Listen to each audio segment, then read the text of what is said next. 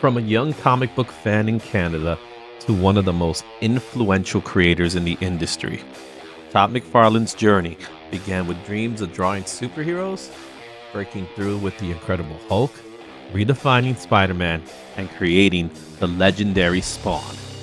He helped form Image Comics, reshaping the comic book landscape forever.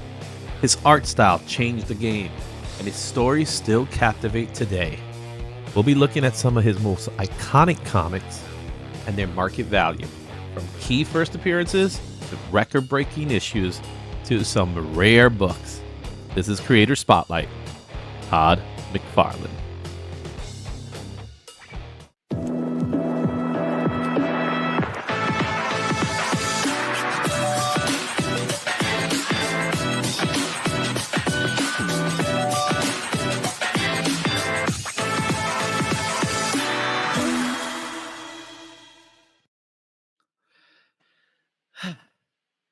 This was going to be a long one, Shane, because I have to take stuff out. That's how long this one's going to be. That's funny. So before we even get started, what's your earliest thoughts of Todd McFarlane? Well, the funny story, which I think I might have said on here before, maybe it was Wednesday, is I was a huge Spider-Man fan, but when ASM 297 came out, I remember flipping through it. I don't remember who the artist is, and just going, "This is so bad. I'm not buying any more of these." And then I thought, you know what? I'll give it one more issue, and that's it. If this is in the next issue, I'm not buying it. And 298 came out, and your life was changed. And my life was changed. So during that time, I got into comics. And it wasn't because of Todd. It just so happens I got into comics the exact same time that Amazing Spider-Man was coming out. In fact, I got into comics when he was doing his run on Incredible Hulk. And we'll get to the book that we're going to get to, of course. When I saw his work, it was an immediate impact. I think what Todd brought to the game was a fresh look, a fresh perspective on how you draw a page. And one of the things about his approach to comics was he respected what came before him. He honestly does. And we'll talk about that when we get to one book specifically. But what he brought to the game was, I respect what came before me, but I have to leave a mark today. And damn it, did he leave a mark? Yeah. You know, well, and he still leaves a mark. Like I can remember, you know, Spider-Man, him going on to Spider-Man, especially that issue 300 cover, and even the interiors, just what he was doing with even the webs. It was a thing. Like, people talked about it in, you know, Wizard and wherever you read stuff about comics, they were talking about that new style, and now that's the way everybody does it. Yeah. So he brought something new to the game, and I'm looking forward to someone come in and kind of become that next guy. Right now, we haven't had it yet. It hasn't happened yet. You know, just like when they talk about Nirvana with rock music, and we need something new in this industry to kind of just slap us in the face. Mark Spears seems to be doing a little bit of that, but I think he's still a cover artist, where Todd was the whole thing. Spears and Spider-Man. Ooh, imagine. Ooh. Now you got me thinking. Let's go ahead and talk a little bit about the biography that is Todd McFarlane. So Todd McFarlane, a comic book creator, artist, and entrepreneur, became a household name in the late 80s with his work on Amazing Spider-Man for Marvel Comics. His dynamic art style and the co-creation of Venom made him one of the industry's top artists. In 1990, Todd McFarlane launched a new Spider-Man title, which sold over 2.5 million copies, and at that time held the record for just a few months before X-Men showed up. Yeah. Seeking more creative freedom, McFarlane co-founded Image Comics in 1992, where he introduced Spawn, a dark anti-hero from his childhood sketches. Spawn #1 sold 1.7 million copies, setting a record for an independent comic book, a record he still holds today. Right, so he didn't get the Spider-Man record, he didn't get to keep it, but he kept Spawn record, and I think he likes that one a little bit more. Yeah. In 1994, McFarlane launched McFarlane Toys, known for highly detailed action figures from Spawn, The Walking Dead, and Halo, as well as DC, Marvel, and you know it. He also produced the 1997 Spawn film and the HBO animated series Todd McFarlane's Spawn, which was awesome, by the way. I remember that. Oh, I have it on DVD. Oh, good. Though he stepped away from regular illustration, McFarlane remains the driving force behind Spawn, the longest running creator owned comic series. His influence reshaped the industry, championing creator rights and inspiring independent creators. You can learn more at the McFarlane.com. Learn more at McFarlane.com. Everybody's gonna drive me crazy. It's gonna drive me crazy all day. Everybody's like, "Oh, you gotta say McFarlane, McFarlane, right?" That's what that happens. The McFarlane. All right, I'm trying with this one. I'm trying. I think that's why people chose him, because they just wanted me to say his name. Let's start off with some early work for Todd, because I know you guys are excited for this. Let's do the first one, and that is Weird War Tales 103. This book came out in 1981 for DC Comics. A high sale of this book is $156.09.6, and that was in August of 2023. Last sale of this book was just $9 at the very fun. That was in January. So the raws are going for $5 at a very good, while graded copies sell for about $156. There are 22 books in the census for this book. This is his first known published writing in a comic book via correspondence to DC's printed in the letters column. He was 19 years old at the time of release and had letters printed approximately 15 times throughout 81 to 83. Would you believe they printed so many of his letters? 15 is a lot. Yeah. You know, Chris keeps talking about his Transformers letter. Todd got him beat with 15 letters. It's just surprising that for me, this is more of a interesting comic rather than a writing credit. Like, I'd rather have his first comic book writing credit, but this is an interesting book, right? Yeah, it's still cool for sure. I think it's neat. It's just not something, you know, I would pick it up if it was, you know, like $10 like it is there. I would grab that. It has historic value. It's like Todd McFarlane. He's in the leather column, right? He's a fanboy at this time. And that's the thing that makes it so great, that he is a fanboy. Yeah, exactly. So he's not this guy that's like, he had some background history before being in comics. His goal was to be in comics from the very beginning. And now he gets to live that life. He's the biggest name in comics outside of Stan Lee. He's, you know, that's who he is now. Yeah. And just so you guys can see it, there's two of the comics. There's the one from Weird War Tales. And here's the part that really stood out to me. You got the guy's full address up and running in the page. This is where Todd lived. He doesn't live there anymore. So, do you know this address? Is this address familiar? I know it's in Calgary. I know it's not. There's probably people camped out at that place. Imagine seeing this and he's like, "Oh, they got my address here." Like today, we would lose our mind if you put our address in there. Yeah. Right. And look at him putting his information, his 2 cents on the book. Look at it. Weird War 98 was a good issue, primarily to the 17-page Sphinx walks. I love it. He's nerding out. Yeah. So that's pretty cool. Let's take a look at our next book. The Comics Journal 84. This came out in 1983 for Fantagraphics. A high sale of this book was $253 raw. That was in December 2022. Last sale of this book was $50 at a no grade, and that was in January. The raws are going for approximately $47 fine. Graded copies are going for $236. This is a magazine-sized book. CGC census count of this book is 19. There's only 19 graded of this book, and it features his first artwork by Todd McFarlane in a letters column of a comic-related publication. So this is a fanzine. The circulation of this fanzine is approximately 11,000 copies.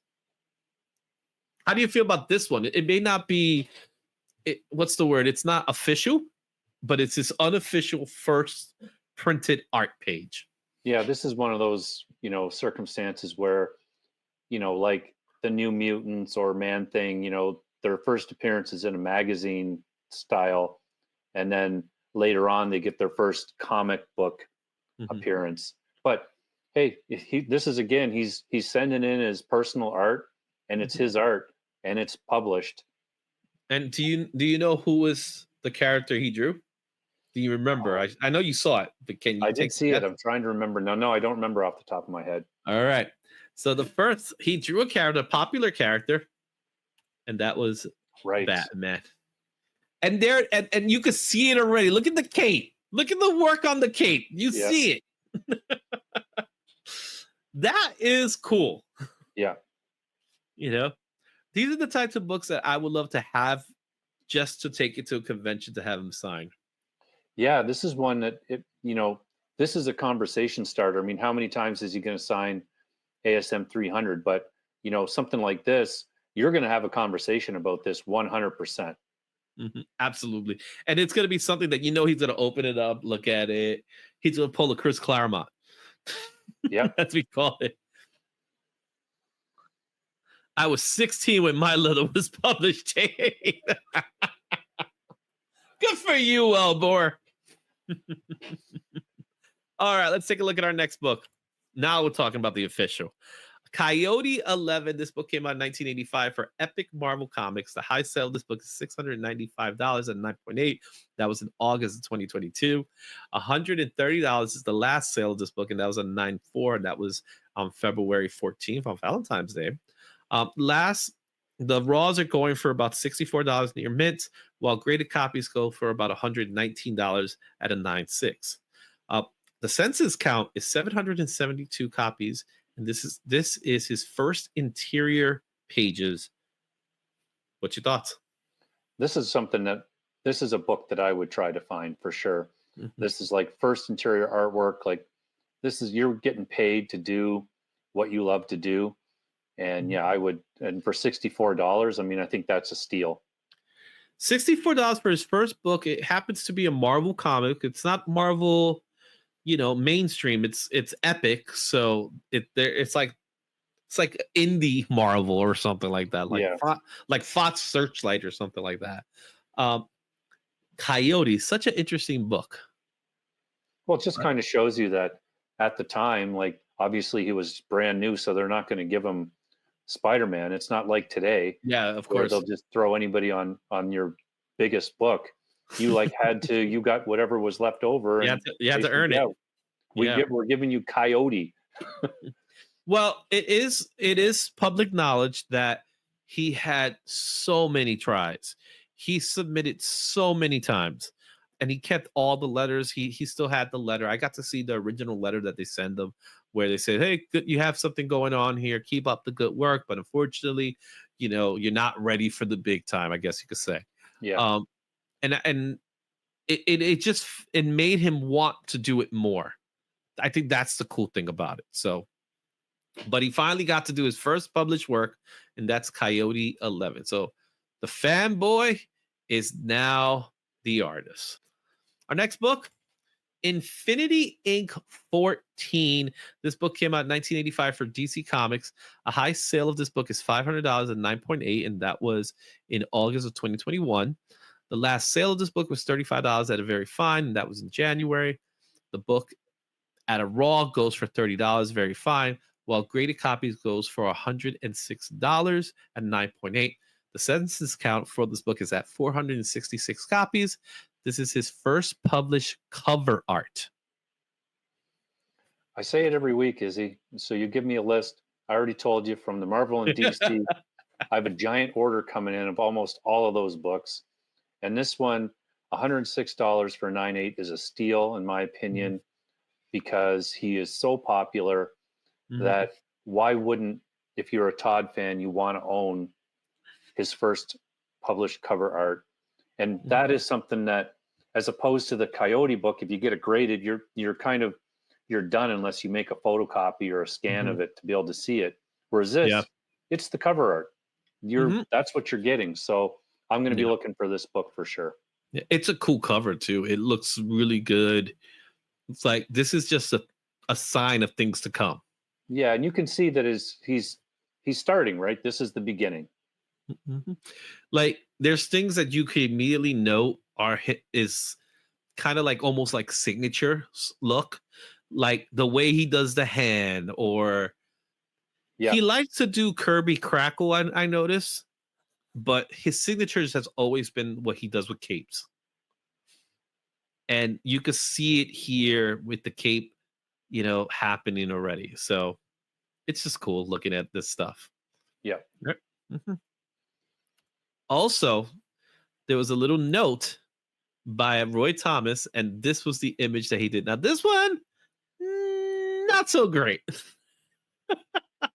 Again, it's the beginning, right? You can see, like, knowing where he's at now, that this is kind of the start. The physical form is there.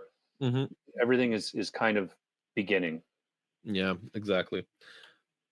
Our next book is All-Star Squadron 47. This book came out in 1985 for DC Comics. High sale of this book is at $695 at 9.8. That was in May of 2022. The last sale of this book was $17 as a good. The raws are going for about $29, very fine, while graded copies are being sold for $73 and 9.6.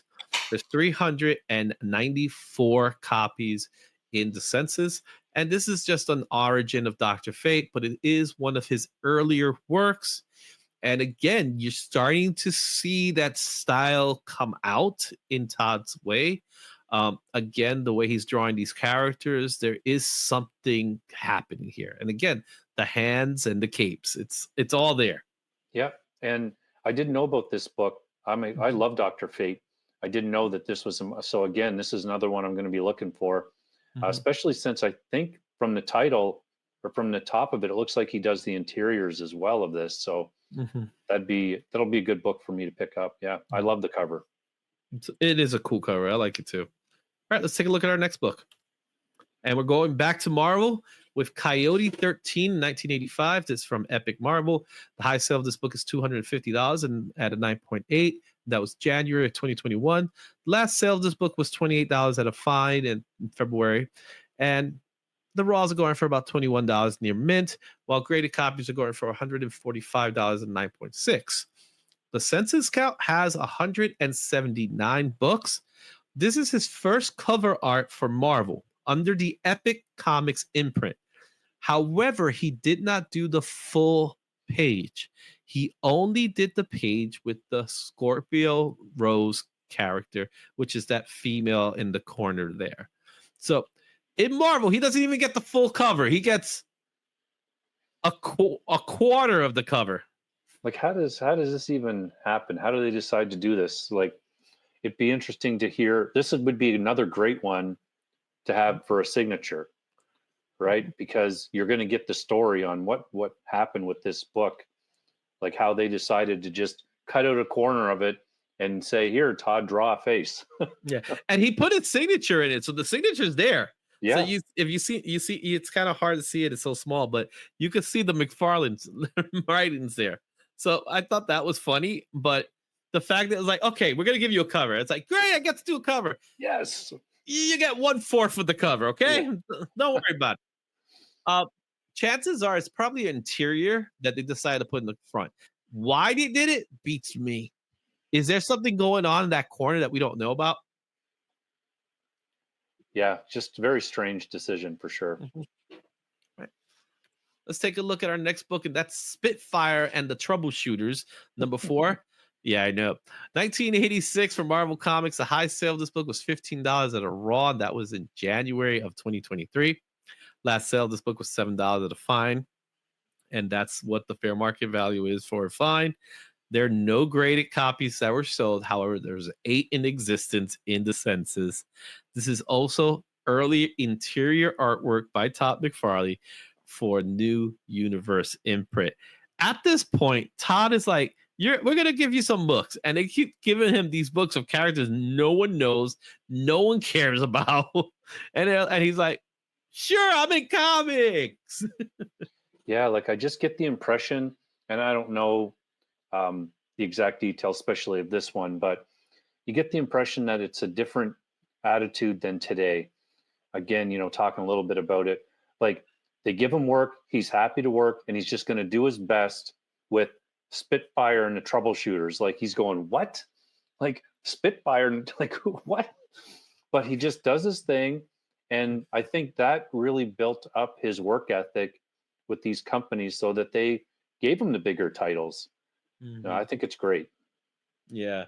Yeah, it's Spitfire. Who remembers Spitfire? No one.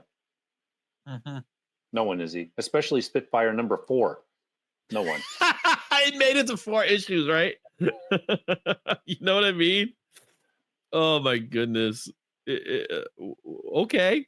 You know what I'm saying? It's like, okay. Let's go to our next book. Here's a good one.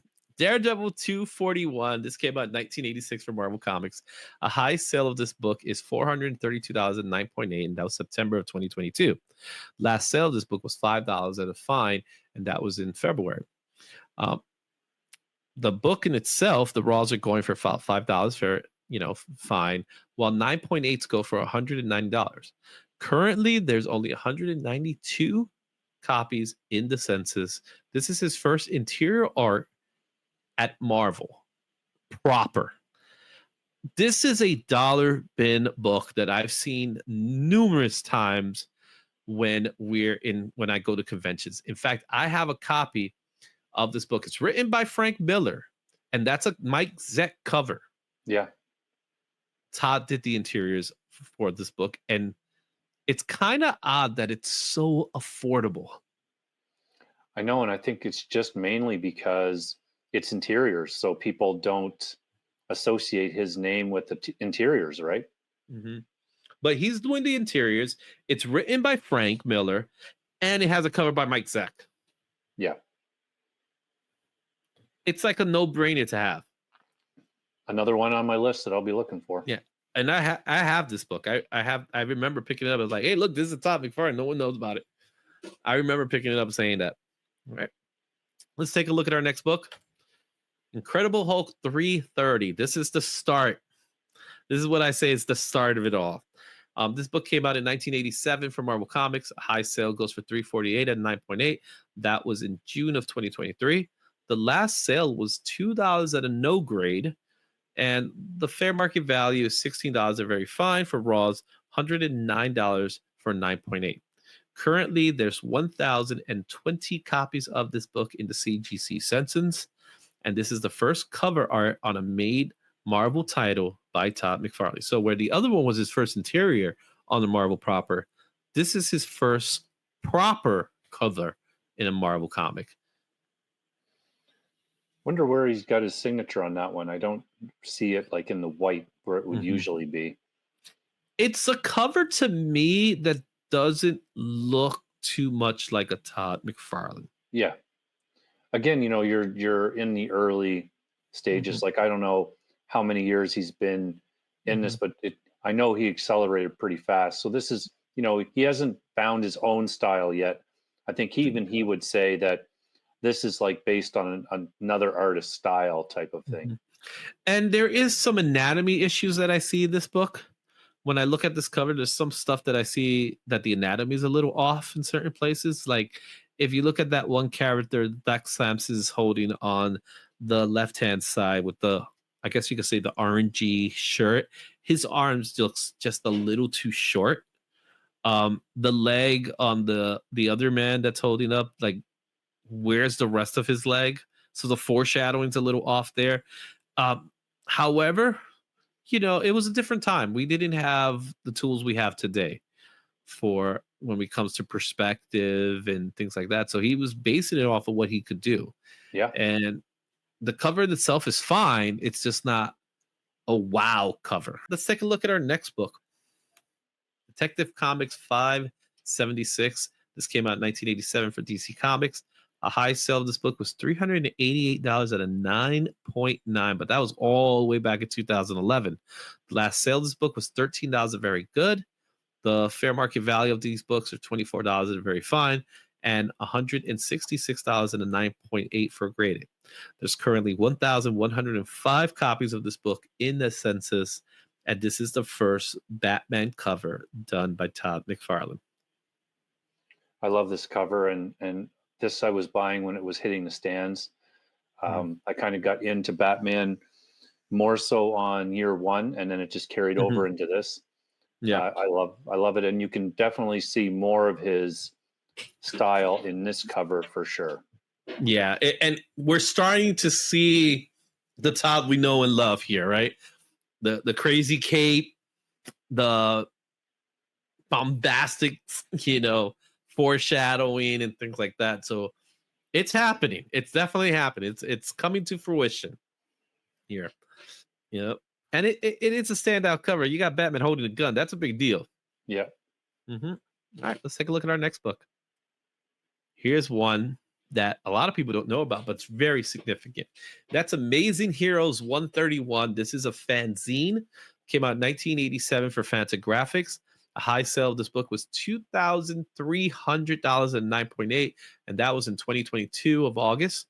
Last sale of this book was $40 at a no grade. That was December of last year. The fair market value of this book is $66 at a fine, while 9.0 goes for $99.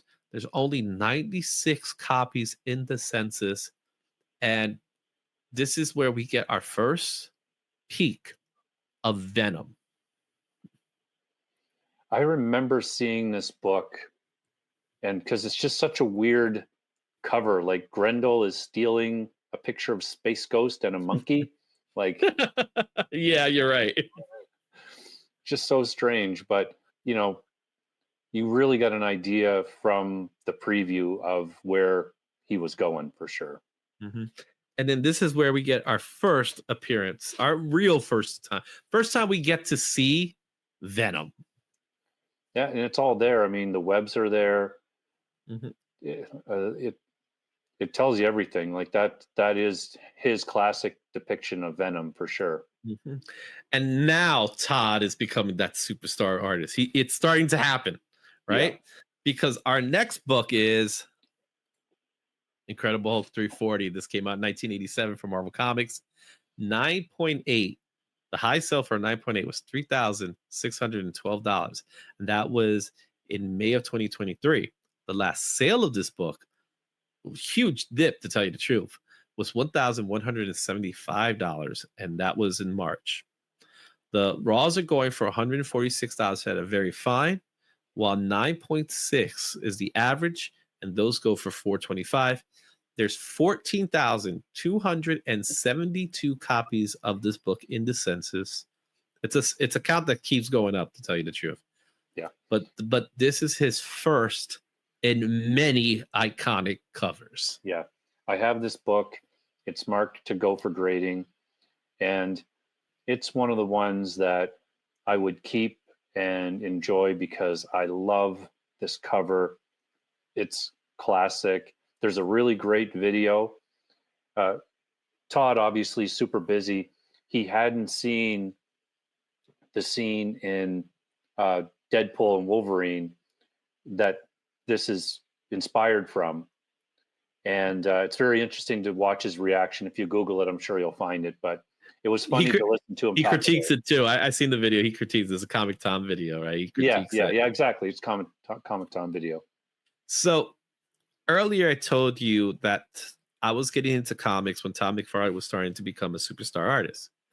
My very first comic book was an X Factor. No, it wasn't X Factor. I take that back. It was a Marvel Tales.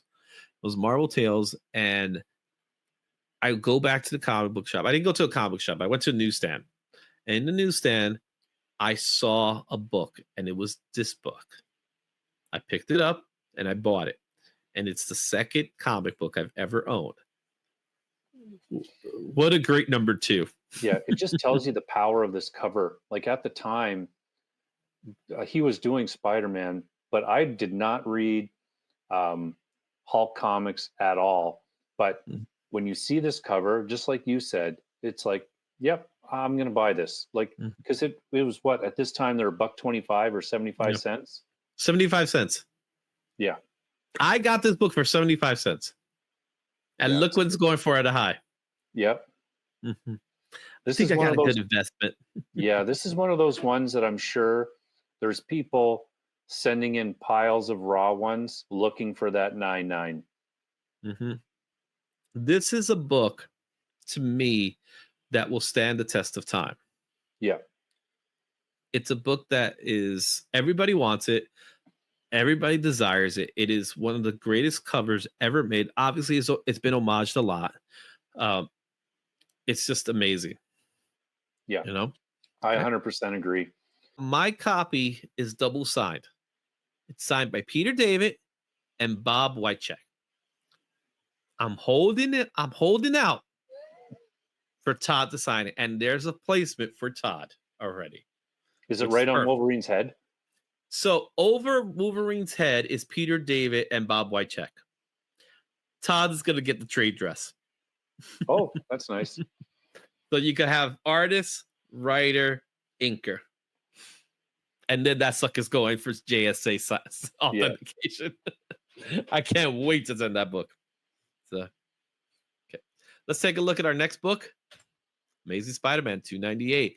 This came out in 1987 from Marvel Comics. The high of this book is $1,050 at 9.8, and that was in May of 2021. The last sale of this book was $172 at 9.6. The fair market value of this book is $84 at a very fine, while the graded copy goes for $180 at a 9.6.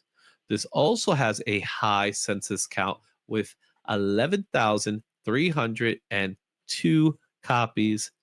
Another book that I picked up early when I was a kid. I don't have it anymore, unfortunately, but it features the first cameo appearance of Venom creeping over Eddie Brock's hands, and the first cover art by Todd McFarlane on a Spider-Man cover. So this is his first Spider-Man. Oh, interesting. Didn't know that bit. But the census count is going to be up by 1 because mine is at CGC right now. That's awesome. All right, let's take a look at what the cameo was. And that's what it was. Now, would you call this a cameo or first appearance?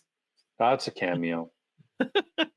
So here, we're going to talk a little bit about the build-up to Venom. So 298, Todd comes in, and at this point, we already know what's going to happen, right? So he has to know that we're getting to a point that Spider-Man's going to get his own costume, and we're going to create this character called Venom, right? So Todd's involved in that process. So they're building up to it, which is something that I don't think comics do as much as they used to. No. We're building up to this moment, right? Because we're getting ready for 300. And we know 300 is a big deal. Going into this, you're looking at this and you're seeing this character form, and you know what the black costume looks like. And you see the hands, because the hands are obvious. You got the little white box, which I never understood why they did that in the first place, but it worked out, especially now. What are your thoughts looking at this as a fan? Well, this was an awesome build-up, and it's what comics are all about to me, because there was so many when he got the black costume and all of the buildup that they did of, you know, him starting to go out at night because the symbiote was taking him out on his own, and he was always tired and he didn't know why, but all the readers knew why. Mm-hmm. And, you know, Kurt Connors, you know, Dr. Connors trying to help him by analyzing it and telling him that, you know, that he needs to get rid of it essentially. Mm-hmm. And Mr. Fantastic, and then the development of the sonic weapon and all that stuff was done over, you know, so many issues. And it was just awesome to see that. I wish they did more of that stuff today, but I loved it. I loved the build up. I thought it was great. Mhm. Yeah, let's talk a little bit more about that build up with the next book, and that is Amazing Spider-Man 299. This also came out in 1987 from Marvel Comics. High sale of this book is $1,520 at 9.8. That was in December of 2022. The last sale of this book was $72 at a very fine, and that was in January. This also happens to be the fair market value of the book, and a 9.6 goes for $172. This book also has a high census count of 10,353 copies. This is considered the second cameo appearance of Venom. However, Todd himself explains in an interview that he considers this the first full appearance of Venom. Do you agree or disagree? I think it is, and you can really see that now, especially based on this cover, that he's in his own style now. Like he's left behind, you know, any kind of influence from other artists, and he's fully into. He's taken over and he's doing his own thing. Mhm. He's doing things with Spider-Man that no one has really done before, where they have Spider-Man swing, but he decides to be a little more exaggerative with his style. Yes, he's toying with the anatomy. Yeah. At this point he understands anatomy, and he understands it enough that he could play against it now, because no normal man could do the things that Spider-Man could do, especially with this kind of pose. But when you look at it, you can't really do this pose in reality. It doesn't exist. Yeah. But because we're at this level now where he could toy with anatomy now, and he understands anatomy a lot better, he could start doing it. And we're seeing Spider-Man move in ways we've never seen it done before. And quite frankly, it revolutionized the character and the way people interpret Spider-Man, which wasn't done before, especially with the guys that came before him. You know, Yeah. you had John Romita, senior and junior work on it, and of course you got Ditko working. He's taking Spider-Man almost back to Ditko style, but at the same time he's elevating it to a different level. He's evolutionizing Spider-Man. Yeah, I agree. And the other artists were all great. They drew him kind of more like actually like a person would look. Mhm. Whereas Todd, made a conscious decision. Hey, this guy like can bend around all over the place. Like I'm gonna lean into that. He turned him into a contortionist. Yeah. Pretty much, right? And when we talk about the cameo, right? You said yes. You will consider this the first full appearance. Let's take a look at it. This is the final page, and we do get a full image of Venom. Yeah, I mean, I know that in this day and age where it's all about kind of inflating the key status of some books, you get the first cameo, second cameo, third cameo, Mhm. And all of that. But I like to try to keep it simpler than that. And to me, like the first where he shows his hand, that's a cameo. This one, he's there, he talks, it says his name. Mhm. I mean, it's the full That's character. That's confirmation. Yeah. It's very horror-like as well, where Mary Jane's looking at this character who she thinks is Spidey. She thinks it's Peter. Yeah. Because the first image is you got the eyes, you got the logo. But then as you could easily tell he creeps in and you see the smile where she's like, wait a minute, something's wrong. I've never seen Peter smile this way. It was just done so well, like this, the way it was written, because Brock knows everything about Peter, Mhm. and they leaned into that and they did it so well. Like this was just such a great time in ASM. Like I love this era of comics. Yeah. And we're getting ready. We're getting pumped up. It's time for the next book. 299 is out. Now we're getting 300. And there it is, Spider-Man 300. This book came out in 87 from Marvel Comics. A high sale was $25,250, and that was at a 9.9, February of 2020. The last sale of this book was $331 at a very fine, And the raws are going for $508 near mint, while the graded is going for $830 at 9.6. This book is considered to be one of the highest in the CGC census count with 38,148 copies. This is what we call now the first full appearance of Venom, according to everyone else. Yeah. Yeah. And again, having this come out, like my copy is the one I picked up off the rack when this first came out, that I read and loved. So like this is a total classic for sure. Yeah, I think you can see my copy is right there. And just like you, it's the copy I picked up at the newsstand when I got it as a kid. It is a mess of a comic, and my copy is a low grade because it's the copy I owned since I was young. I'm fine with that because it has some historic value for me personally. Yeah, exactly. So really stoked about it. What can be said about this comic that hasn't been said before? I have to say it is the most homage comic of all time. It's got to be up there for sure. Mm-hmm. Now, when you see this 300 all over the place, is the 25th anniversary issue. It is a double size issue as well. A lot of people forget about that. But the one thing that really got to me about this issue, and I have to go back to look at the interiors because it's a very long time since I've seen the interiors. I really don't know exactly. Venom only lasts for one issue. It's not a 6-issue story arc. It's not a 3-issue story arc. It is a build up in 2 issues, and then we're going to get into the main event in 1 issue. Granted, the 1 issue is a double size issue, so it's technically like doing 2 issues. But he didn't get a long arc. Well, and that's the thing, like, again, not to harp on today as opposed to back then, but Marvel had people in charge that, thought further in advance than 6 issues in a trade paperback so they could push them out.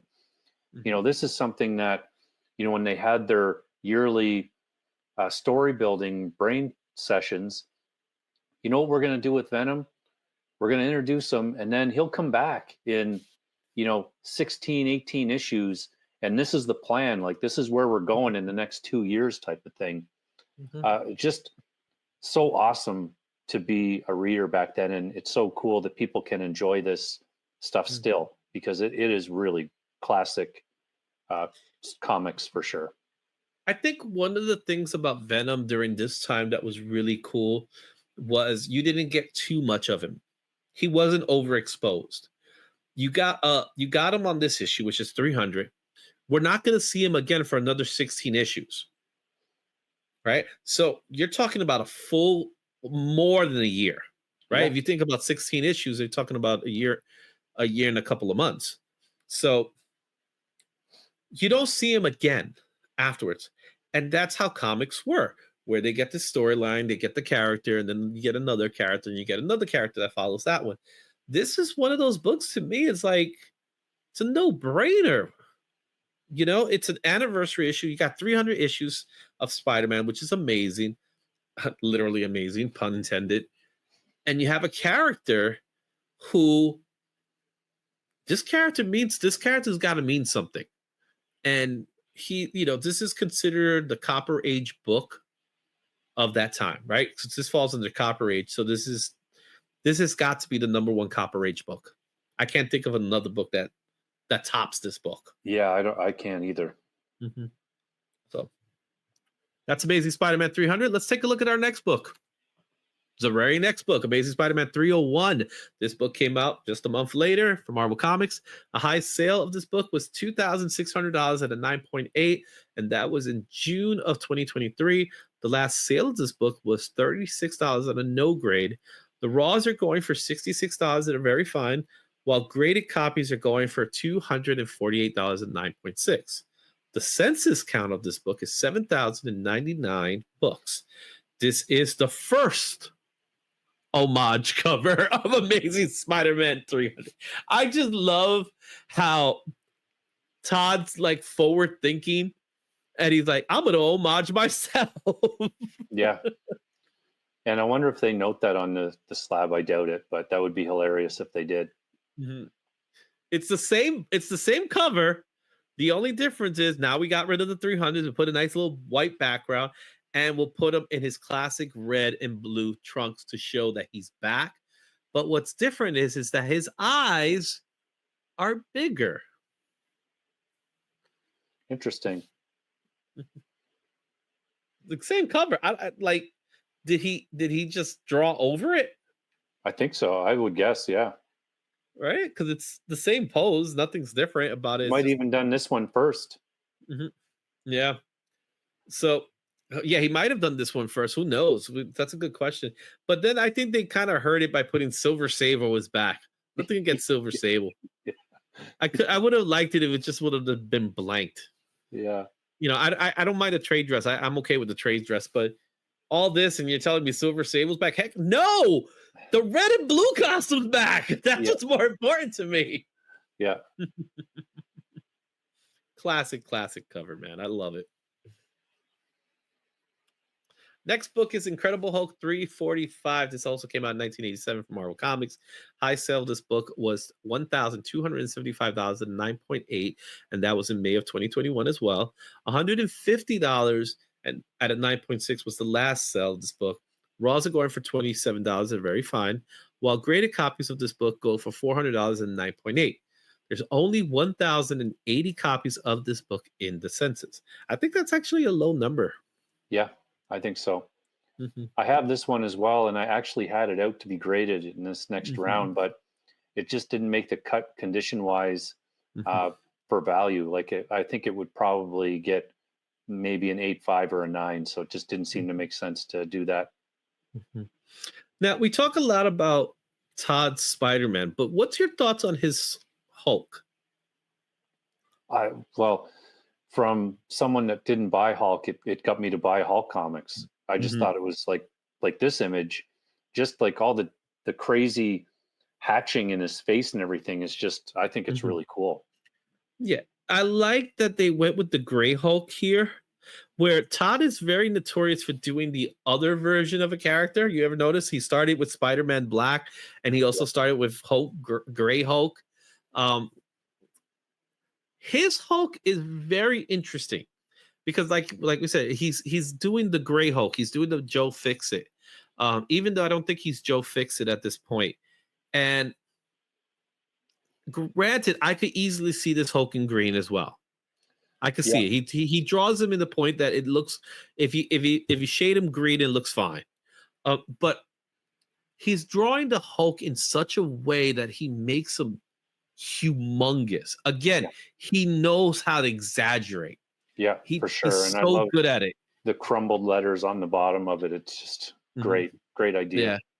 Yeah, it's an homage to Neil Adams and X-Men as well in a certain way. This became a statue because it's that good.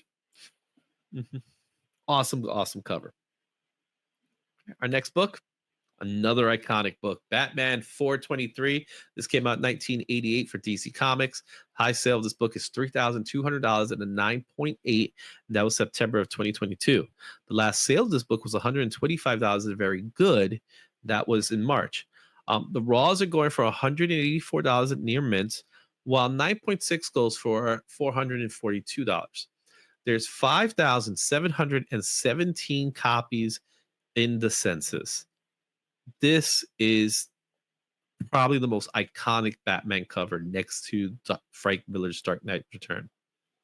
Yeah, I mean, again, just so good. And just, like you said, and it goes with the theme of his classic covers, right? Very simple backgrounds, just usually the one character on them. And this one does it. And I love the signature with the bat around it too. That's awesome. Yeah.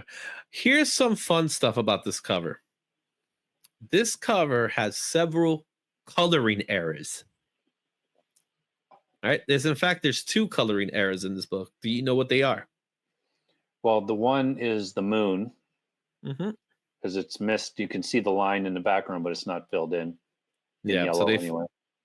right? So they fail to fill that part in. But do you see what the second one is? That one's a little harder. Yeah, I think the other one, it has to do with the female character, but I don't know. For sure. It's not. It actually isn't.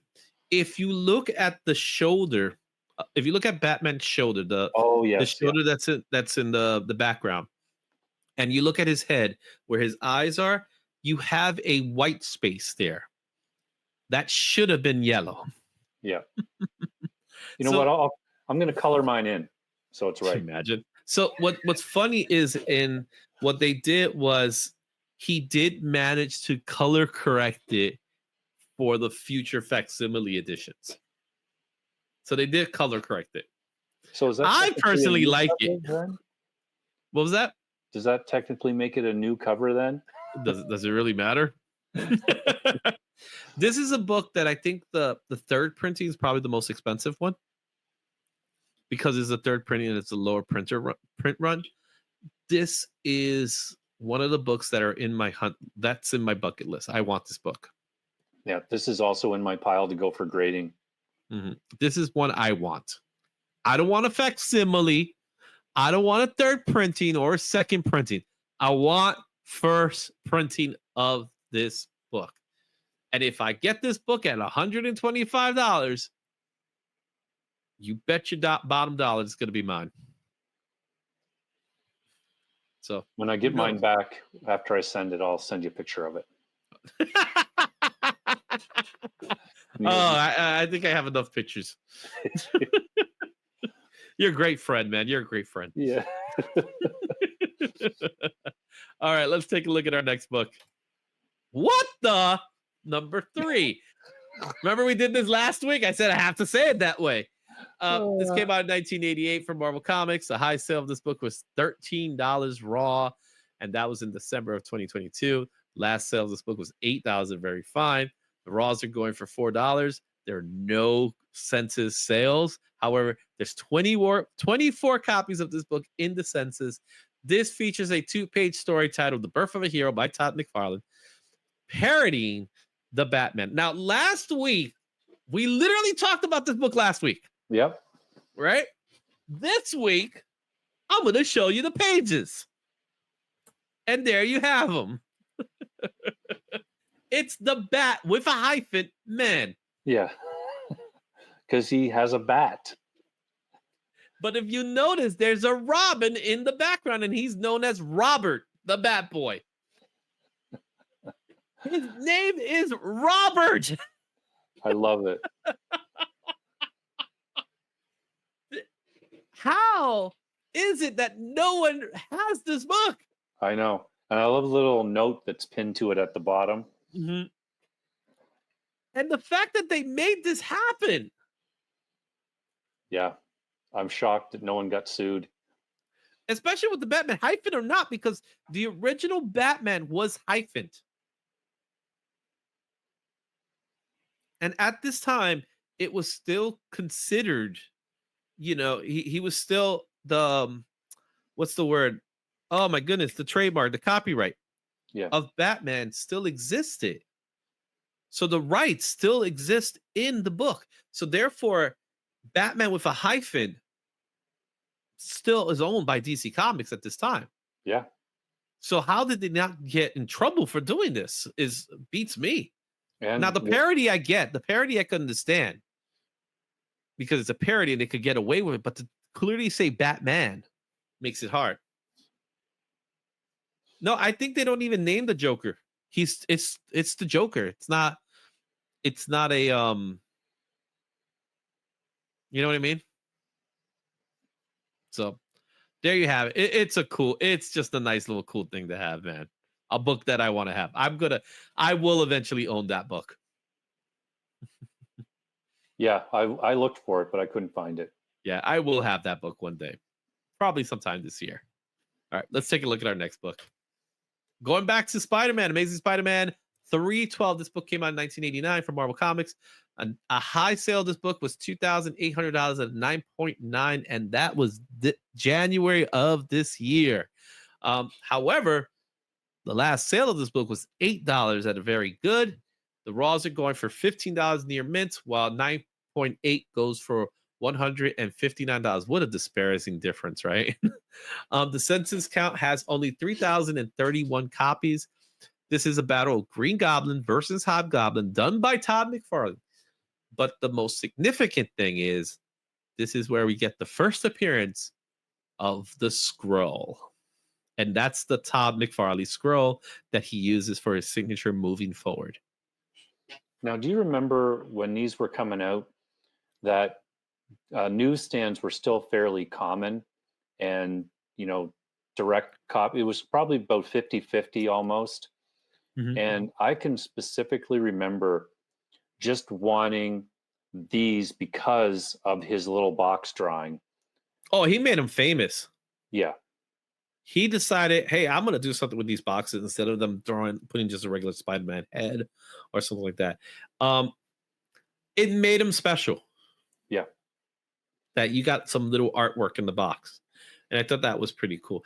I just love how he somehow managed to get Spider-Man into this page, even though the focus is Green Goblin and Hobgoblin. Yeah, I love this cover. I just think it's great. Mm-hmm. It's a lot of people don't even realize about the Green Goblin cover. Like he did Green Goblin for a little while. Granted, it's not Norman Osborn. This version of Green Goblin is a different. It's the third Green Goblin from what I remember, something like that. Yeah, I can't remember exactly. I'm not even sure if it's Harry or not, but it's definitely not Norman. No. At this time, Norman's been dead. So, but it's cool looking at it, and look at his version of Green Goblin, man. Yeah, it's awesome. All right. Okay, let's take a look at our next book, and that's Amazing Spider-Man 315. This book came out in 1989 as well from Marvel. A high sale of this book is $154 at 9.8. That was in December of 2022. The last sale of this book was also $154, and that was in February. Near mint are going for $27, while the graded copy goes for $134 at a 9.8. There's 3,385 copies in the census. This is the second appearance of Venom, not full, but it's his first cover appearance. Granted, it's just his head. Yeah, this one always makes me laugh because it's like the exceptions to the rules that you would have to come up with if you were the person making the appearance rules at CGC. I mean, is Venom on the cover of this? Meh, he is, but it's his head. But it's to the point where Hydro Man is not that important of a character. And, No. and you're like, Venom's coming! Venom's coming back! It's like, it's clear that this is added him there just to let people know Venom's coming back, guys. Yeah. But it is funny. I think this is such a funny cover. It's not the first time, especially during this time, that this happens. So a lot of people don't know Jubilee's first appearance is exactly the same way. Her first cover appearance, it's just her head. Yeah. On an X-Men annual. I always forget the number. But this one's fun. I love this book. But the one that I really love is 316. Woohoo! A 9.9 sold for $5,000. That's the high sale in May of 2019. The last sale of this book was $113 at a fine. The fair market value of this book is $123 at a very fine, while 9.8 goes for $402. There's 12,503 copies of this book in the census. This is considered to be the third appearance of Venom, but it's his first full cover appearance. And you know what? It's almost like I would love to ask Todd if he did that on purpose, because do a tiny little head and have people talking, oh, we want more. And then bam, you get this as a cover. I love this cover. Great. And yet cover. Another iconic cover. Yeah. Mm-hmm. So good. Another book that's in my collection that I have, mine is actually signed by Todd. this is another book. When I read it, it's a book that I love to go back and look at the pages. Unfortunately, I got it slabbed now, but I would like to get, sooner or later, I'll probably get a reprint. I don't care what you call them. Sooner or later, I'm gonna grab a reprint just because I love the interiors of this book. Yeah. The interiors of this book is so good because there was something that Todd did at this time where he was able to you know, clarify the way he does characters. I think his art style got significantly better, right? He had Yeah. freedom to do what he wanted to do because he was the highest selling book at the time. And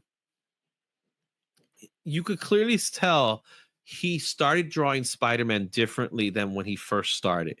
When he first started, you could clearly see the way he draws Spider-Man's head that it's a little different. But now there's like more defined Spider-Man head that's more to the way he was doing it. He made Spider-Man look taller, if that's something that was a big deal. Um, but but he made him taller, but still made him smaller than Venom. And when this book came out, and this was a 2-story arc, 2-issue arc, just like pretty much Amazing 300 was, because it's double page, right? Double size. I still don't understand why you didn't give me more Venom. You Yeah. didn't make it longer, but what I got was good. And I clearly was scared for Spider-Man when I was reading these comics. Like, how the hell he's gonna get out of this character? Yeah, that's exactly it. Like, you can't sense him. He knows everything about you. Like, how is he gonna get out of this? Yeah. Yeah. And I've spoken about this in other streams. When Black Cat shows up, Venom destroys her in this story, to the point that I don't think they could do that today. Yeah. Like, that's just brutal what he does to her. So, great book, awesome book, one of my favorites. Let's move on to Amazing Spider-Man 328. This came out in 1989. High sale of this book is $432.09.8, and that was in April 2022. Last sale of this book was $30 near mint. The raws are going for $25 near mint, while graded copies go for $158. The census count has 4,401 copies. This is his last Amazing Spider-Man title before he will be moving forward to Spider-Man proper. What's important about this cover, it features the 2 characters that he redefined in Marvel. And I loved this storyline where he got like cosmic powers. I thought it was so cool to take, like, back when this was coming out, that you took Spider-Man, who you knew so well, and then all of a sudden he has this crazy superpowers. It just was really cool. Yeah, and I love how he managed to do this shot with the Hulk. And I just noticed now the Hulk has a green tongue. Yeah. But he's grabbing the Hulk from his crotch. So I must have drawn this page 1,000 times. Yeah. As a kid. This is a good one. Doesn't he like punch him right into orbit or something? Something like that. It's just so cool. And I love the corner box with just the Hulk's, like, kind of like his brow. Yeah. Yeah. So good. Mm-hmm. Spider-Man #1. This came out in 1990 from Marvel Comics. A high sale of a number 10. Sold for $5,459. That was in November 2022. Last sale of this book was $8 at a fine. We're also going for $12 near mint, while a 9.8 goes for $82. There's currently 17,070 copies in the census.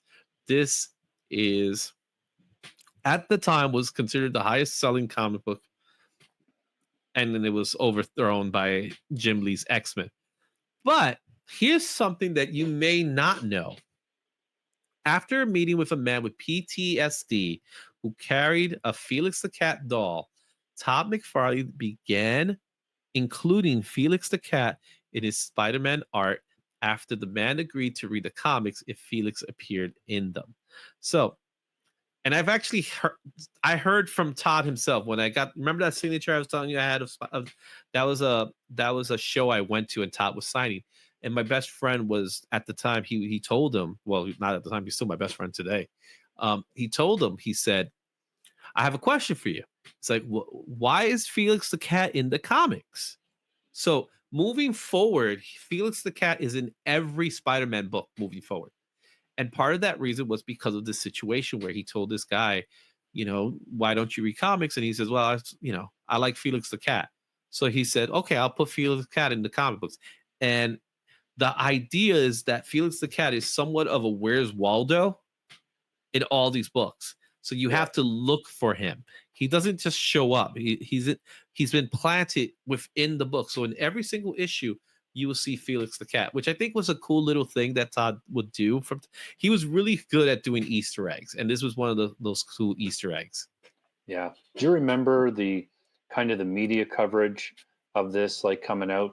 Like Todd took a lot of flack for the writing, like just that. Oh, he's a great artist, but why is he writing? Like he shouldn't be writing. And I remember there was a lot of talk about that. And I like this story. I had no problem with it. It was a great run for sure. I don't remember how many issues he did exactly, but it's awesome. Yeah, I think he did take a lot of critique for his writing style because it was amateurish. And to be completely honest, this is his first writing gig. Yeah, like his first full-fledged writing gig. So of course you can't expect him to be perfect. But Marvel wanted to keep him so badly that they were willing to let him write it. I would have had someone, assist him in the writing, at least, somewhat. But they wanted to give it to him, and they gave it to him. I don't know the full extent of how he was able to do it. He wasn't alone, because Rob Liefeld also got writing duties for his book. The only one that did it was Jim Lee, because Chris Claremont was a big enough character, and I think Jim Lee would have probably be a better writer than the other two. My personal thoughts. Maybe. Because you could have easily left Chris Claremont in Uncanny, no problem. Which I think he did, but they gave it to John Byrne, no less. Yeah. Which was crazy when you think about it now. But hey, it is what it is. This is an iconic book. Obviously, a 10.0 exists. That's pretty cool. Yeah, it is. That's amazing. Mm-hmm. Speaking of which, let's talk a little bit about the variants, right? So the book sold 2.5 million copies. However, there are tons of variants for this book. When this book came out, there was a platinum edition, there was a gold edition, but there was also eras as well. Let's take a look first at the prices for the platinum, right? So a platinum sold for $5,700 at a 9.8, and that was December of 2022. A no-grade copy sold for $700, while the raws are going for about $500 near mint. 9.6 copies goes for $1,100. Currently, there's 2,370 in the census for the platinum. There are some color errors that happen on some of the books, where the lizard skin, instead of it being the traditional green, in some books they came in blue, in some books they came in copper. And this is the way they look. You can clearly tell it's an error. Yeah. Especially the copper. Right? Yeah. Those books are going for significantly bigger values. Now, I didn't want to go over it because, again, it's a lot to cover. And it's just crazy to think that book, with all the copies that exist, these are just up there in price because of those errors. Yeah. Well, as soon as I learned about this, I went and checked all my copies. I don't have any errors. Yeah. There was some Walmart variants as well. So that's something to take note of. All right, let's take a look at our next book, and that's Wizard Magazine #1. This came out in 1991 from Wizard Comics. Well, Wizard Magazine. A 9.8 sale went for $3,120, and that was in February of 2023. Last sale of this book was $118 at a 9.2, and that was just recently. The raws are going for $37 fine, while 9.8s go for $655. There's currently 805 copies in the census. Now, why is it here? Well, Todd was able to do Spider-Man to be in the Wizard Comics, They have a great interview, but Wizard was a book that's near and dear to me. I have this copy. There's also a San Diego version that goes for even more. What's your thoughts? What was your thoughts on Wizard? Oh, Wizard was that was that was the internet of comics back then. You Mm-hmm. know, like if you wanted to know something about what was going to happen or happening, like you read Wizard. It was at the comic store every month, and I would just go in and read it. It was, I don't think I owned any copies of it really. I just kind of flipped through at the comic shop when I was buying my other books. But yeah, very important book for sure. It's funny you say you don't own a copy. I have every copy. Wow. I have you, every copy from the first one to the very last one. you'd be very sad to hear then. I do own a cover. So I don't know which one it is actually. It's a Spider-Man one Yeah. with Spider-Man and Hobgoblin. It was a wraparound. Mm-hmm. I just have the cover. Oh, I know which one you're talking about. I know exactly which one you're talking about. Yeah, I just have it framed, so I don't have the rest of it. So I have the whole series. I also have some of the specials. So there was a special Image one where it had all the Image characters. So I have that one, and then of course I have a lot of the 1/2 issues because Wizard was doing 1/2s as Yeah, well. I loved Wizard. So there was a time I took a hiatus from actually buying comics in general, but I never stopped buying Wizard. And part of the reason was so I could stay in the know. yeah, Again, it was before internet was a thing. So I would stay in the know and the way I would stay in the know is by picking up Wizard. yeah, Unfortunately, Wizard doesn't exist today. We know it today as Fan Expo. Wizard World was the convention that it used to be, and then Fan Expo. So they bought it out. I sorely miss Wizard. I really do. It was so much fun. In fact, for those of you who don't know, one of the things I want with this channel is, and one of my goals, and I shared this with you, this is kind of like my mission, is to make this channel the Wizard magazine in YouTube, where we talk about trending, we talk about art, we talk about pretty much everything that you could find in Wizard, and we talk about it in this channel. And I think I would like to think I'm doing a good job getting there, but that's my goal. I'd say so, but maybe I'm biased. Well, if you give me that Batman, we'll talk. Well, I don't know it about that. wouldn't bother me so Let's not much. go crazy. All right, let's take a look at our next book, and that's Flaming Carrots Comics 27. This came out in 1991 for Dark Horse Comics. A high sale of this book was $575 and 9.8, and that was in August of 2023. Last sale of this book was $19 at a no grade. The raws are going for $19 as well. Very fine. While the graded copy goes for $142. So there's only 181 copies in the census. This is featuring cover art by Todd McFarlane, and it's the only known cover of him doing the Teenage Mutant Ninja Turtles. Well, if you're a Turtles fan, you have to own this book, I'm going to guess. It's the only one. As of right now, even though there was an announcement just recently about McFarlane toys with turtles. But this is the only known comic that features Todd McFarlane doing the turtles that we And know it's not of. that much money either. Yeah, it's very inexpensive. So I had to throw it in there. All right, let's take a look at our next book. And that's Previews Volume 2, Number 3. This is a Diamonds book in 1992.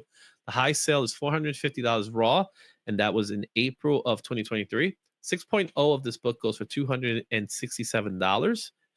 The raws are going for $90 that are very good, while graded 6.0 also goes for $267. It's the same book, guys. Currently, there's only 42 in the census. Here's what's interesting. This is the first public image of Spawn in full color. Interior pinup advertised for Spawn #1 in full cover. McFarlane reveals details about Spawn in the interior articles. This is the first time we get to see Spawn in color. This was an absolute crazy time to be in comics. Like finding out, and again, there's no internet really. just hearing through word of mouth and through Wizard Magazine and whatnot about, Todd leaving with all those people, it actually made like regular news. Like you could see Mhm. it in articles. It was crazy when Yeah. this time. And Spawn was the flagship book. And for a first issue, like when you look at it, it looks great. Previews is a very, very thick book. However, I don't know how thick they were back then. Yeah. I don't remember. But a lot of people look at this book and they forget about this book. They think about this book more. Malibu Sun number 13 that came out in 91 from Malibu Comics. This book at a 9.8 goes for $5,750, and that was the high sale, and that was in January 2022. As of today, the last sale was $300 at no grade, $216 a fair market value for a very fine, while $533 at a 9.0. In the sentence, there's $1,325. This is what we consider to be the first cover appearance and interior images of Spawn within a comic book format, even though Malibu Sun in itself is not a traditional comic book. So a lot of people seek this book out. Why do you think they don't try to seek out the previews as much? Yeah, I'm not sure exactly. Maybe because it's more of a comic book. I mean, when you get a character that is as popular as Spawn, and there's so many copies of Spawn 1, you're going to have people start to dig deeper and try to find these preview magazines or early ads or anything like that to kind of have a little bit more rare, earlier appearance. Yeah. I think this is this is pretty much the cover of Spawn number 1, right? Yeah. It just gets Yep. recolored a little bit. Just getting more refined. Yeah, Ken Stacy takes the colors duties for it. And beforehand, I would have thought Malibu Sun was the first as well, but apparently it seems to be previews that takes that job. There's actually some other comic books that have black and white versions of Spawn. So they're not as sought after as well. And I chose not to put them out here, but it was being advertised. So Spawn was being advertised in several books before we actually get to see Spawn in color. Here's where we get to see Spawn in color in a comic book format. However, Previews was the first book. Let's take a look at our next book, and that's got to be Spawn number 1, 1992 for Image Comics. A 9.9 sold for $9,995 back in December of 2021. 9.8 goes for last sold for $135. Near mid value of this book is $29 at a raw and $134 at a 9.8. The census count is very high for this book at $35,315. I'm going to mention it again. Every time I see this cover, I mention it. I've got my sweet, sweet newsstand of this. That's going to be very high grade that I'm going to be sending in very soon. That's a good book to have.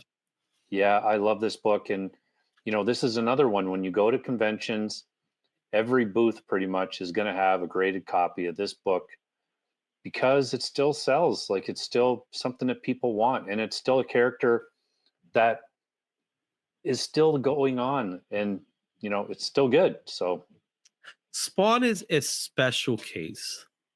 He really is. It is everything you love about comics. That's what Spawn is. And Todd has taken care of this character for as long as he has. We're talking about 30 plus years taking care of this character. yeah. We're still waiting for another movie to happen. The first one was fine. It was a product of its time, to be completely honest. So going back to the census count, because I want to address the question here. The census count, I only look at the direct markets. I don't look at the newsstands. So if I was to do the newsstands, there'll be way too much work on my hand. So when it comes to this 35,000 copies, this is the 35,000 copies according to the direct market. So therefore, there's more. Yeah. There's more. What's the difference in count? I don't know. But obviously, when it comes to the time frame, you always have to consider the time frame. In the 90s, the direct market was taking there was more copies in the direct market than there were in the newsstands. In the 80s, it was kind of a 50-50, so there's no real difference. In the 70s, there was actually less direct market books than there were newsstands. So look at it from that kind of perspective. I think 87 is the pivot point where it was kind of equal. Mm-hmm. And then after that, newsstands start to become more rare. Before that, they're more common. Yeah, it started doing like this X effect, right? Yeah. Where beforehand there was more newsstand because there was more newsstand shops than there were comic shops. And then at the 80s, like you said, 87, around that time frame is when you had that there's an equal playing field. And then in the 90s, we saw a drop in newsstands and we saw a rise in direct. So therefore, and then by the time we hit the 2000s, the newsstands practically don't exist. Yeah. They're there, but they practically don't exist. And it's one of those things that as a newer collector that you kind of have to be aware of, because people selling books, they're going to sell a book that was done in 85 and mark it as a newsstand. I mean, it doesn't signify that it's rare, obviously, at that point. It's actually more common. Yeah, and that's just like a seller's, unfortunately, trick to try to get a book at a higher price. Yeah. I would never buy a book based off of direct versus newsstand unless there was real significance behind it. Yeah. You know what I mean? So like I would say the late 90s is probably, if someone tells me in the late 90s is a newsstand, then maybe I'll have a better likelihood of me to say, okay, that book is a little more rare. Yeah. But exactly. Personally, I could care less. It's all the same book. The difference is a barcode. That's my honest opinion. It's the same book. The difference is a barcode. All right, let's take a look at our next book. Spawn number 9. This also came out in 1993 for Image Comics. High sale. This book is $400 at a 9.6, and that was November of 2023. The last sale of this book was $9 at a fine. The raws are going for $6, while the graded copies are going for $85 and 9.8. Currently, there's 8,309 copies in the census for this book, and this features the first appearance of Angela, which also is who is acquired by Marvel. We'll talk a little bit about that. And Medieval Spawn, also some other characters. This cover, and I actually found out this week, was inspired by Wonder Woman 72. And we'll look at that in a second. So much drama in this early Spawn run, like with the writers and all of that, because of how we brought on the writers for this after a certain point. I can't remember when it actually starts. I think it was 6. Yeah, this is a Neil Gaiman written book, and there was a lot of disputes over this character and payment. It's over now. It's done. So, and this is why I brought that up. So during in 1993, Todd McFarlane wanted to bring in some popular writers. So he got guys that he believed were really worth doing, and he asked them to do the writing duties for these characters. Neil Gaiman was for this one, issue number 9. You had Alan Moore did an issue as well. Yeah. You had Dave Sims, who did Cerebus, which was very important as well. So why did I pick this one over the other ones? Well, I picked this one because after a while there was a dispute on who had the creator rights. Neil Gaiman is it's known for trying to own the creator rights to his characters, thus Sandman and things like that. Now, granted, it's usually like a co-ownership, and I think that was the case with Angela. But for some reason or another, it went to a dispute, like you said, because of royalties and things like that. There was toy lines and all that stuff that came along with it, and I don't think Neil Gaiman was getting anything from that. So they went to court, and in court, the judge decided over Neil Gaiman over Todd McFarlane. Why? I don't know why. Maybe whatever. You know what I'm saying? Artists versus writers, right? Yeah, there's a really, really good cartoonist kayfabe where they actually read the transcript from the courtroom out. Like, read the whole thing. It's Mhm. really, really, really cool to listen to. Yeah. So when it was all said and done, Neil Gaiman had the rights to Angela, and Todd could no longer use her until a certain moment. So he still had rights to her. So he ended up doing it, and this is the homage we were talking about, which is not one for one, but that's how it was homaged. Um, ah, you could see his inspiration for the character was done by a great George Perez Wonder Woman. I like I said, I didn't know it was an homage. So No, and so here's the homage. Again, it's not the exact one for one, but you could clearly say by the placement, even the stance a little bit, he was trying to channel that image, which is great. Another book that we're going to talk about, and that's Satan 6, #1. This came out in 1993 for Topps Comics. A high sale of this book is $46 and 9.8, and that was all the way back in August of 2024. Last sale of this book was $3 at near mint. This book is going for $3 at near mint, while the 9.8 is still $46. There's only 41 copies in the census. Why is it here? Jack Kirby did this cover, but it's inked by Todd McFarlane. There's an important note to be put here. Todd adored Jack Kirby. And when he was asked to do inks over Jack Kirby, he was too intimidated by it. So he said, "Can I draw it over vellum?" And vellum is pretty much it's kind of like a code, it's like a coated paper, and you could draw over. It's kind of like tracing paper in a weird way, but it's a harder form that you could utilize it to draw over it, and in this case, ink over a page. That's what this is. So the pencils still exist for this book. yeah, I've never heard of this book. That's really cool. Mhm. It's just cool seeing that. A lot of people don't know it, and look at how inexpensive this book is. Oh yeah, $3. All right, $3, $46 and 9.8. Come on, you know. All right, Spawn Batman, not #1, but the Image Comics, 1994 for Image Comics. High sale of this book is $200 and 9.8. This was all the way back in October of 2022. Last sale of this book was $4 at a fine, and that's the price for a fair market value for the raws, while $124 for 9.8. There's currently 2,535 copies of this book in the census. So Todd, we talked about last week with Marvel and DC crossovers. Todd was very adamant that his crossover event had to have the best.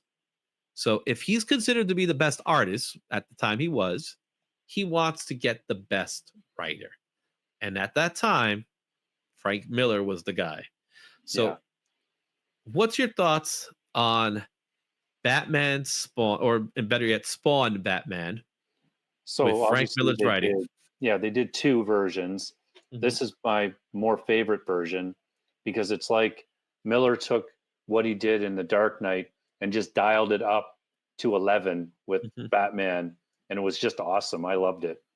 It's a cool story, especially that one scene where Batman throws a batarang at Spawn, because Batman doesn't like Spawn in this comic, Yeah, So it's a fun book. The reason why it's so inexpensive is because, again, like before, there's a lot of copies of this book. You could get this book really there. You could get this book anywhere, and there's yeah, a lot of copies. That what's really hard is because it's a bound book. It might be harder to get a good copy, you know. But it's a fun book. It's a great fun read. yeah, It's not like the best story ever written, but it's a fun story.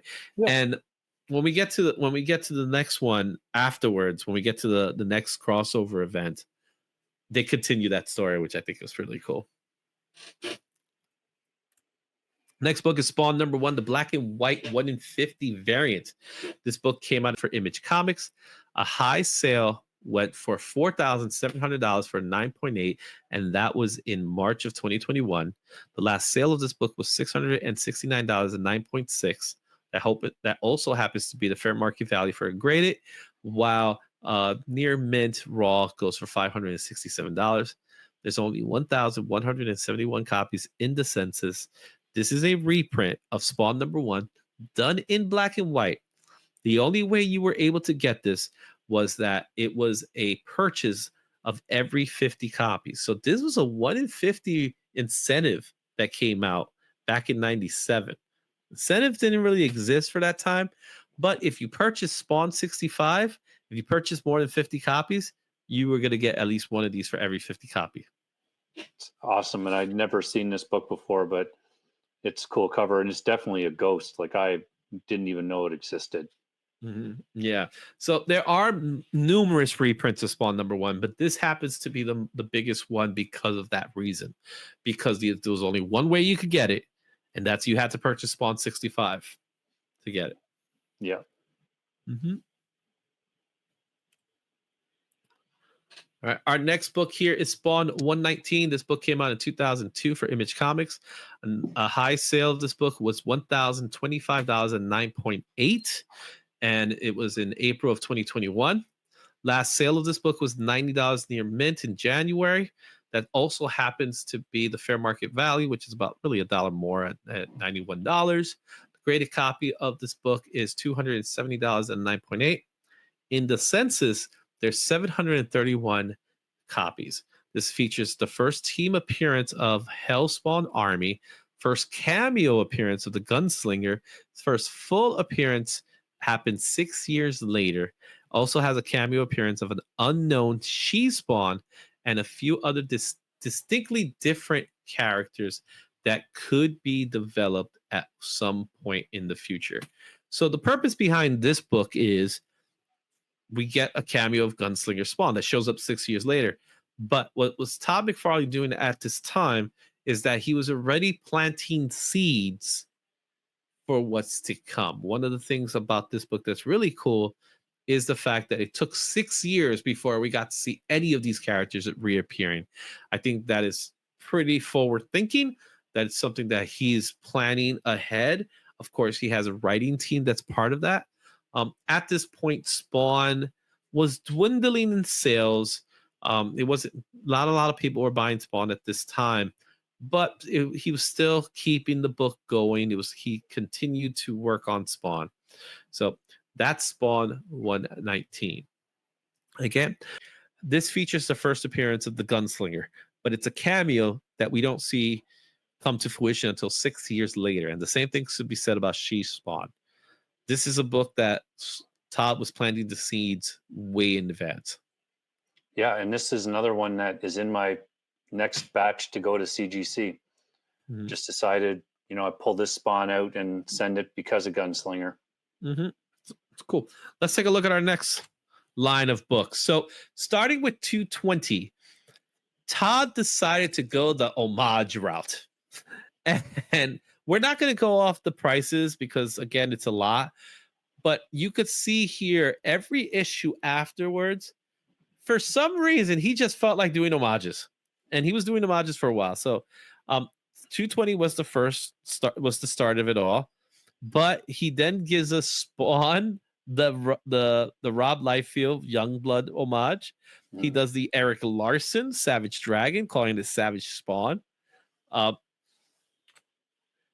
Amazing Fantasy or Spawn as Amazing.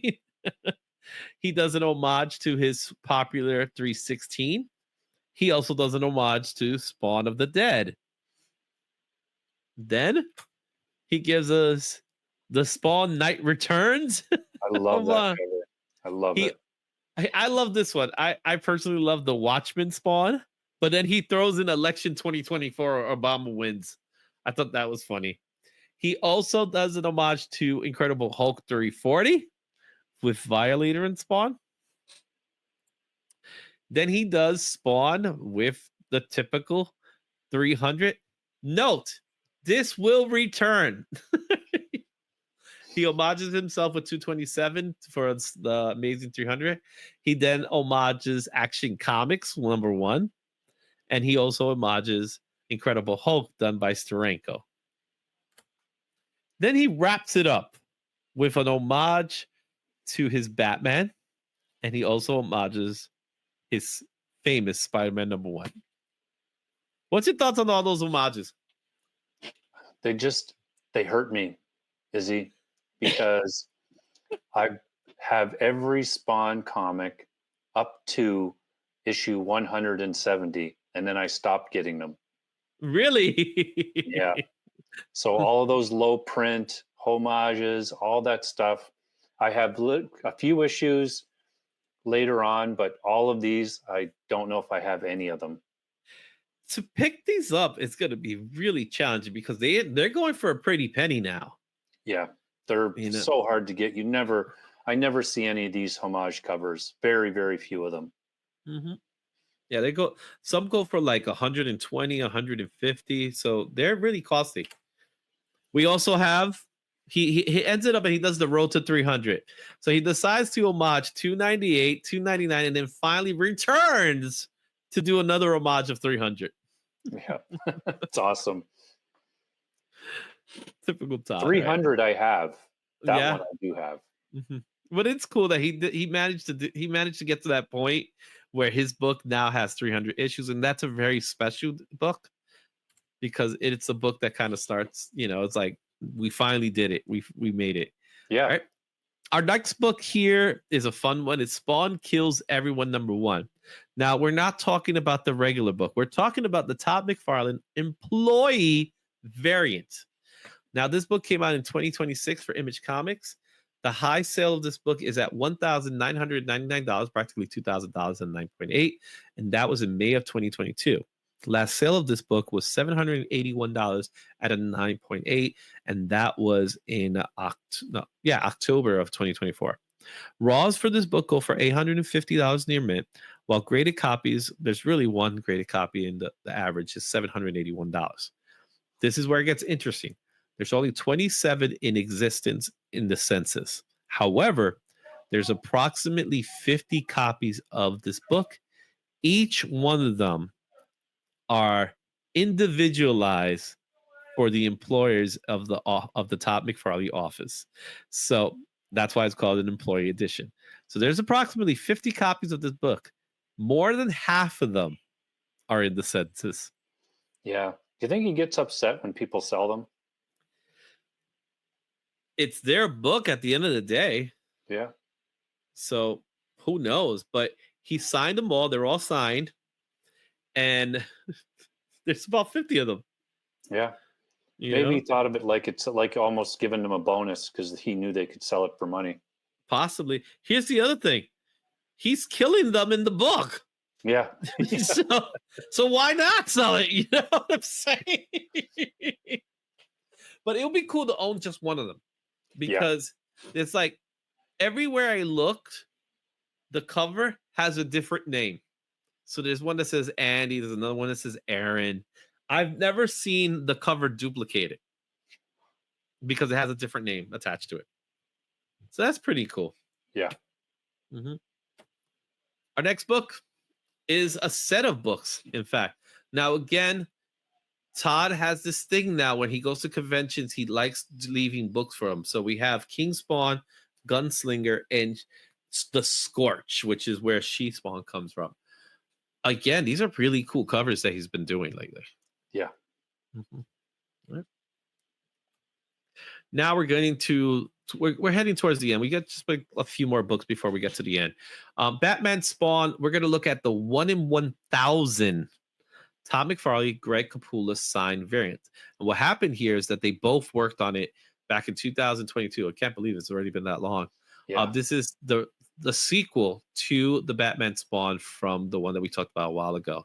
The book at a high goes for $2,025 and 9.8, and that was just recently. I was actually a few years ago. That was in February of 2023. This book goes for $2,025 and 9.8, and that was in February of 2023. The last sale of this book was at $650 at a 9.6, and that was in November of 2023. The raws are going for 1,200 near mint. However, the graded copies are going less for $942 and 9.8. The census count has 186 in it. This is the third Batman Spawn crossover. Remember, the second one was that Klaus Janson one that happened, which we didn't showcase here. This also features a first appearance of an alternate universe talent from the Court of Owls with cosmic powers, and this is a mashup of two books that were done by Todd McFarlane and Greg Capullo. So, just my quick mathing skills, that means that somehow they sold 186,000 copies of this at least. Possibly. That's crazy. Yeah, the book sold for a lot. Yeah. It doesn't feel that it's not that hard, you know. Chances are the high end stores got books, and some stores decided to go for it just to get the one. Yeah. So there's got to be less than 200 in existence. Yeah. So who knows? All right. Let's take a look at our next book. And that's Spawn Universe Sampler of 2023.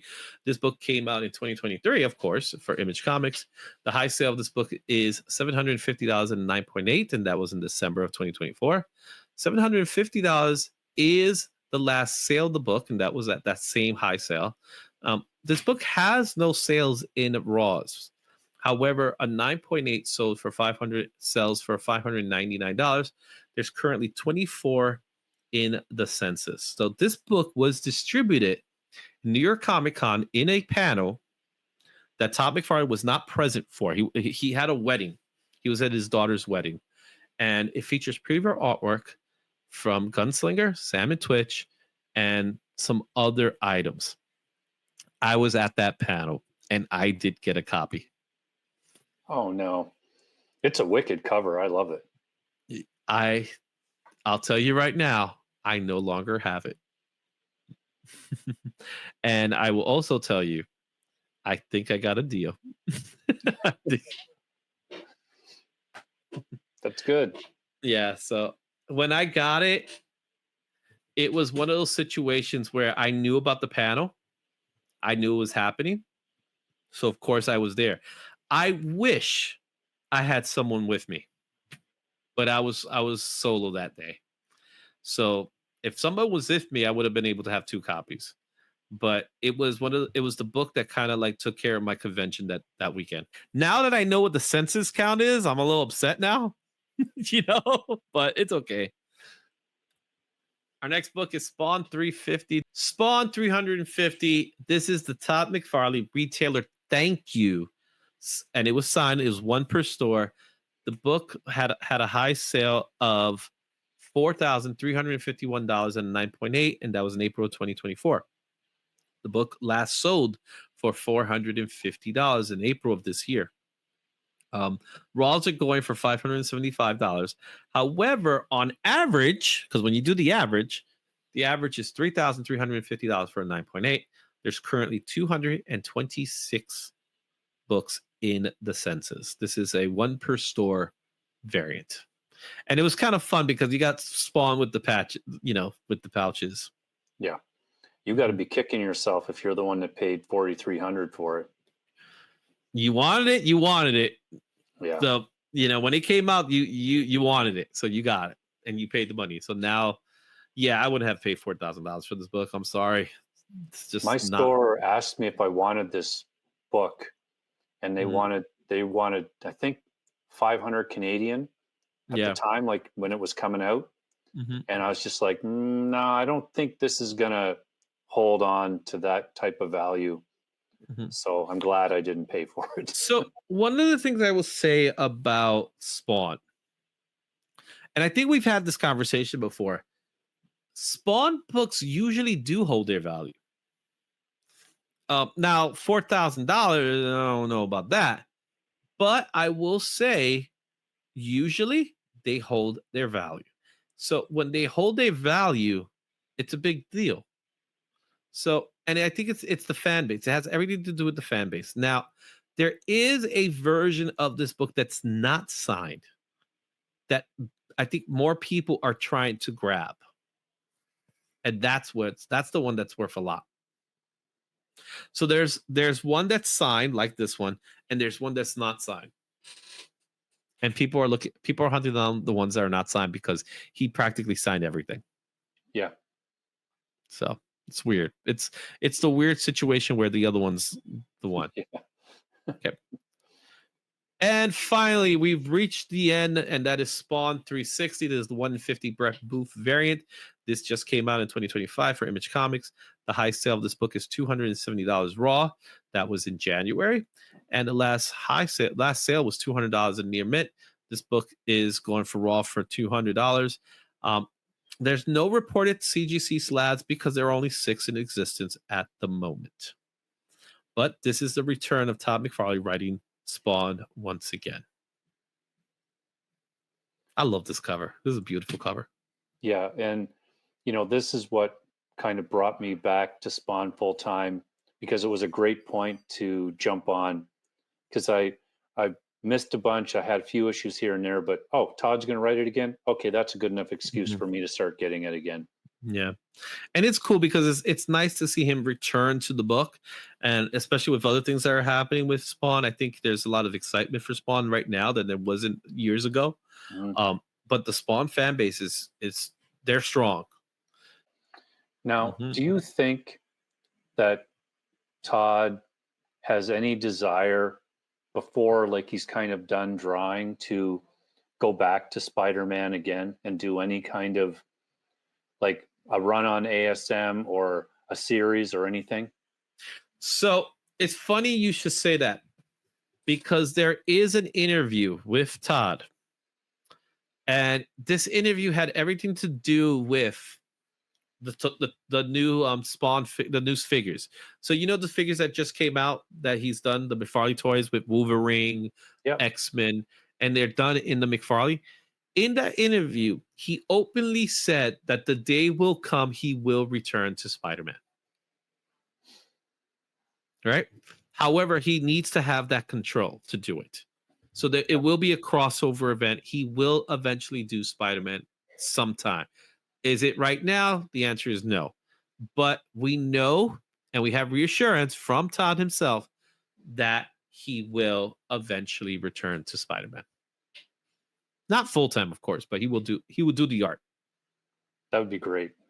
Mm-hmm. Will he be writing? That's the question of the day for me. You know what I'm saying? There you have it. That's your Todd McFarlane, or McFarlane, like I call it, Creator Spotlight. I hope you enjoyed that one. That was an extensive one. We went through a lot for this one. Tell me what you think about it. Tell me if I missed any books. Of course I missed books. Tell me which books you have, which books you want to look for. Let me know in the comments, guys. I'll see you in the next one when we do our next Creator Spotlight.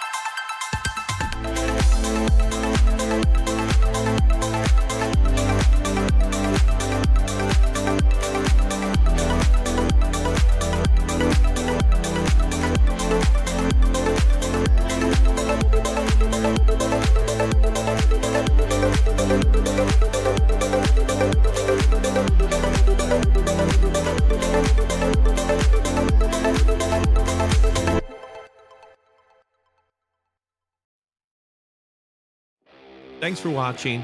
Don't forget to like, comment, and subscribe for more comic content. Check out these other videos for even more insight, and I'll see you at the next one. Excelsior.